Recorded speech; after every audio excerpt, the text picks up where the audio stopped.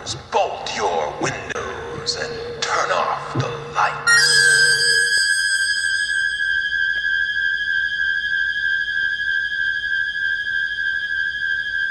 Welcome to Michael Myers Minute, another bonus episode with your host, Professor Robert A.G. Black. I think I mentioned this with the previous film's review, but I'm not sure the show will ever actually continue as it was before, with the 2 minutes at a time, Halloween 2, skipping 3 because Michael's not really in it, and I don't like it, Halloween 4, 4 minutes at a time, 5, 6, etc. H2O 20 minutes at a time because I'm not a big fan of that movie. It's got its nice bits and its not so nice bits.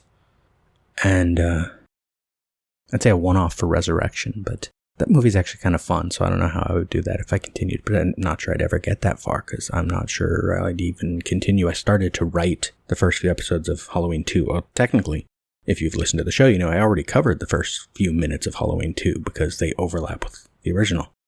So I'd have to shift into that, but I was putting in a little too much writing in detail because it was similar to, basically I was treating it like I treated Annihilation, if you ever listened to my Annihilation Minute show. And it was too much. But I tend to go for too much. Currently I have 4 different shows running. 3 of them tie together, 1 extra is slight and simple. Minutia Ex Machina, The Groundhog Day Project Minute by Minute, and Eternal Sunshine of the Spotless Minute. Those 3 kind of overlap with the same guest in a week, 1 minute of each of those movies.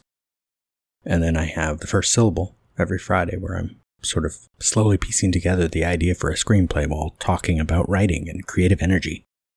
Which there might be a little overlap between this episode and that one, depending on where this goes, because I didn't like Halloween Ends. But the way I've been saying it online is I think Halloween Ends is a better film than Halloween Kills. And if you heard my reviews of that last year, I hated that movie.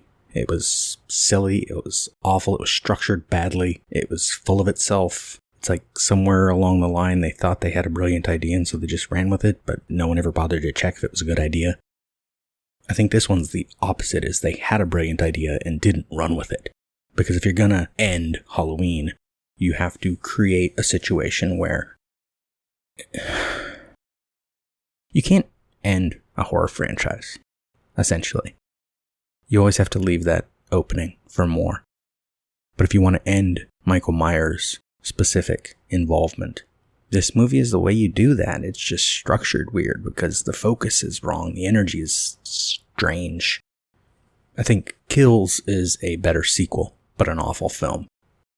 Ends is a pretty good film, but a not that great sequel. And it could have done more, gone further. A friend of mine wrote a thing where he was saying, structurally, it would have made more sense if the primary plot of this one had been the middle film of this new trilogy, and the primary plot of Kills had been the finale. Which, yeah, that kind of makes sense. If, like, the town goes off on it. Or I'd almost want a combo. Is Kills and Ends are one movie and then something else for the finale, because what you have is my thinking. This is how I do when watching any film. If there's anything about it that I don't quite like, that doesn't sit right with me, I'm thinking, how would I do this? And for Halloween Ends, the stuff with Corey and finding Michael in the sewers and his problems, Corey's problems, becoming bigger, but sort of accidental, gradually increasing into stuff he's doing on purpose, works. It's a little derivative. It reads like a ripoff of stuff from It and The Town of Derry. But it's also a nice idea. It's like this big evil was once in this town. And I'll get to the big evil concept in a moment because I don't think this trilogy covers that at all. But a big evil used to be here, and it died here, or was beaten here. It's barely clinging to life. This is like existential horror, like Cthulhu, all that kind of Lovecraftian stuff. Going back to themes from the original in a way. Talked about that a lot on this show. Is that this evil is leaching into, like, the town water supply, or specifically infecting certain people through proximity. Like, what if that homeless guy who was living near that sewer thing and called himself Michael Myers? What if he started to believe he really was Michael Myers and he started killing people? What if we have the Corey buildup and he's finally killing people on purpose And then the town, Evil Dies Tonight bullshit happens, and they go thinking they're fighting Michael Myers. They beat this thing down. They pull off his mask and find out, wait, that's Corey. And it's not Michael. And they have a different problem than they thought they had. And if you listen to the show, you know I love talking about the prologue from the novelization of the original 78 Halloween and the druids and Enda, this evil spirit, this Celtic spirit that got into and influenced Michael when he was a kid. And the comics play with this, talking about Michael's birth and talking about previous generations and violence and stuff that goes into Halloween 5 and 6 with the Thorn cult and the sacrifice for the greater good. In the hands of better filmmakers, I don't think, hitting a blank on their names, David Gordon Green and other guy whose name I can't think of at the moment. I don't think they are good filmmakers. Definitely not good horror filmmakers. I don't know why anyone handed this franchise to them. Giving it to Rob Zombie at least made sense. He was someone who, from his films, you could see he clearly had a vision, a notion of what horror could be. With better filmmakers, you could have taken this in a follow-up on all the lore in Haddonfield into something bigger. I'm picturing a shared universe spin-off prequel just called Haddonfield that just runs on Netflix, or actually I guess it'd be on Peacock. I guess they own Halloween. But that deals in history. Stuff from the comics, stuff from lead up on Michael's childhood. We didn't need the Rob Zombie thing where it's like, oh no, he was abused. No, if anything, we need something supernatural, and I think the end of stuff works for that. The Thorn cult works. I am a Halloween 6 apologist, as it were. And 5. People always really hate on 5, and I don't get that. I think 5 has convoluted plot, but it works. Great kills, great scares. It has that bizarre cliffhanger ending that sucked at the time because, yeah, we didn't get a follow-up for years. But we all had theories, and they all turned out to be fairly true. But the thing is, our theories were bigger than theirs. They didn't really have a notion, they just wanted a cliffhanger. And you put Michael Myers in a jail cell, your cliffhanger's gotta be weird. And 6, probably because Donald Pleasance died and they couldn't do probably reshoots they would have needed to really make it work, ended up with different edits that none quite work on their own. But parts of that movie are fantastic. The tone of that movie, the mood, the fall of it.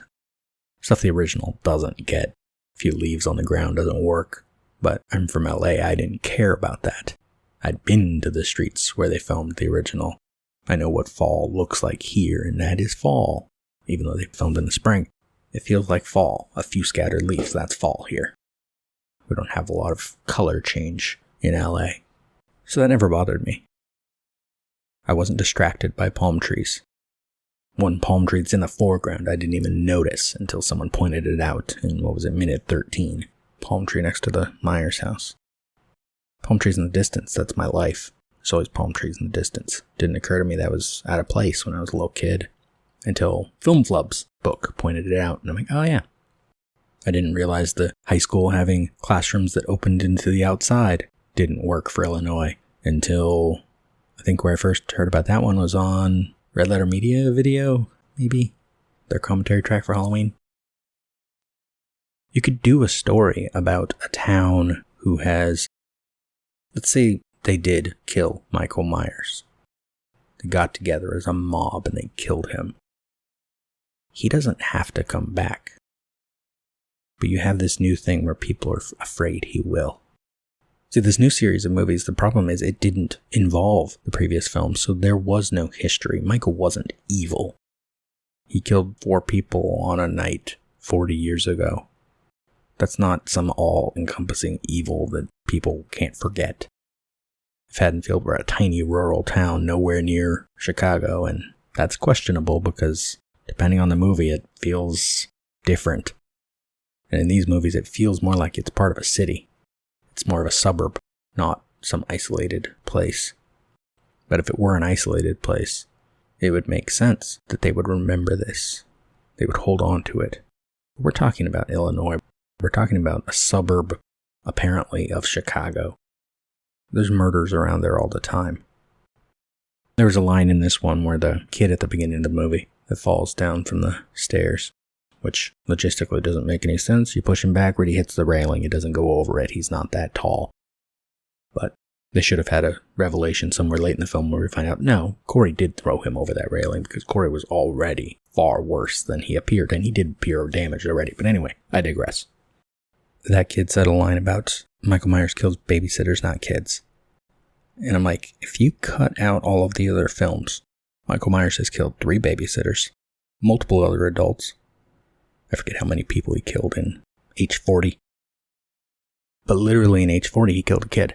So a year before this opening sequence in Halloween Ends, Michael did kill a kid. The kid that's going off to the hunting trip and what does he want to be, a dancer or something? That kid. And I'm like, so he's killed 1 kid, 3 babysitters, multiple others. He doesn't kill babysitters. That's not how you describe him. A year out from Halloween 40. But the biggest problem in this trilogy is that it's like they didn't know what they wanted. They didn't know how to make a trilogy. And they both wanted to play up the idea of Michael as this great evil that this town all believes in. And no, he's just a man. And you can't do both of those things. You have to pick one. The build-up from 78 to 2 to 4 to 5 to 6. It's ramping up. It's like this is an evil unknown. Then it's an evil known. Then it's an evil we thought we got rid of, but for some reason we kept it around when it got burned because that's what we do as a civilized society. And now he's back, and this is awful. And then he escapes, and it starts to leach into Jamie. And she attacks her mother, and this Corey thing is playing on that same theme, but not as well, because the whole thing in 5 is that she is traumatized by the fact that she attacked her mother. It's such a fantastic character thing for someone so young, that Daniel Harris was able to play Jamie from that innocent little girl we see in 4 to this only a year older girl who is traumatized and obsessed and fascinated. And she is attached to her uncle and also wants to be more attached to her uncle. At the same time, she understands that she can't be because he's awful and he has to die.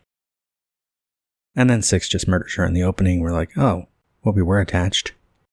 Of course, they do the same thing in Resurrection to Laurie, so it's funny I say they when part of the problem with this series is also, in any franchise that goes this long in terms of years, is that you have multiple filmmakers coming in and they want to leave their mark. They want to have their characters. I imagine in the future version of Halloween, or Haddonfield, a remake as series, where we start with Prologue, the Celts, enda. We show that dance in the late 1800s. We show Michael's birth. We show that this town has problems and Michael is a symptom, not a cause.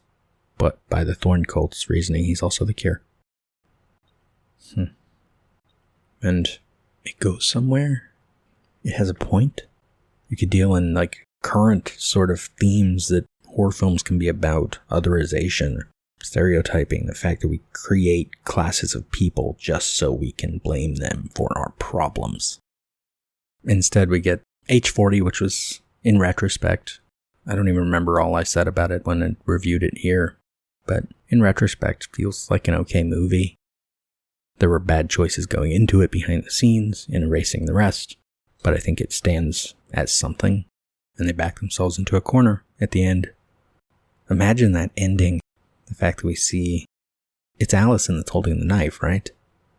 Imagine that it led into the plot of Halloween Ends, and it's not just Corey, this new character who's killing people, and imagine he was Cameron for that matter, who had survived and became this, but also Allison doesn't just get together with him knowing he's done bad things, but joins, because she has been affected, and that's how it is. This evil in Haddonfield, you accept it or you reject it, and it builds up to the mob, and evil dies tonight, and maybe the only way for evil to die tonight is we go for some original Carrie ending, burning the town. I think Salem's Lot gets destroyed too. Work with that.